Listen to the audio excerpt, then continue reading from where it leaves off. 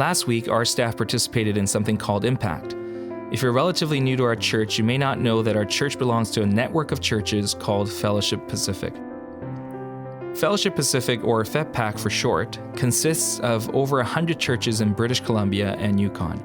We also belong to the National Fellowship, which is a network of over 500 churches all across Canada that share the same statement of faith and the same desire to see the mission of God faithfully lived out by every church. Impact is an annual convention for the Fellowship Pacific, and we love participating in Impact because our staff always enjoys spending quality time with other Christian leaders. At Impact, we handle the business of the Fellowship Pacific and our seminary, since this is our annual general meeting. In addition to the business meeting, we spend lots of time worshiping our God together, singing songs of praise, hearing God's word through several excellent speakers, and even taking communion together. This is definitely one of our favorite things we get to do at Impact. We also participate in affinity groups with other church leaders to share notes and spur each other on to good works and endurance. This is a highly encouraging time for church leaders. Some of our staff were involved at Impact again this year.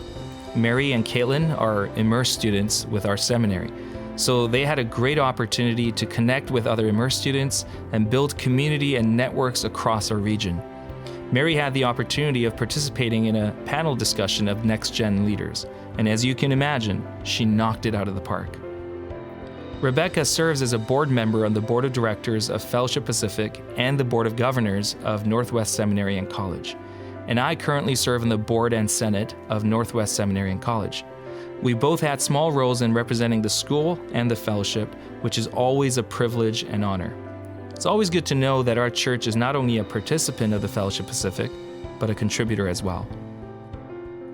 Impact also allows for natural opportunities to connect with other organizations and churches. I had some important networking meetings with other pastors and leaders during this trip.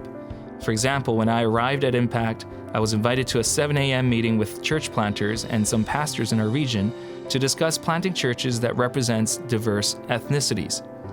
They heard about our work with the Korean community through Grace, and they wanted to hear more about it. Another church wanted to hear about our ELL program, so I scheduled a meeting with their pastor to meet next week. I also had some questions about a potential project that we're working on, and I had some great advice from other churches that are doing similar things.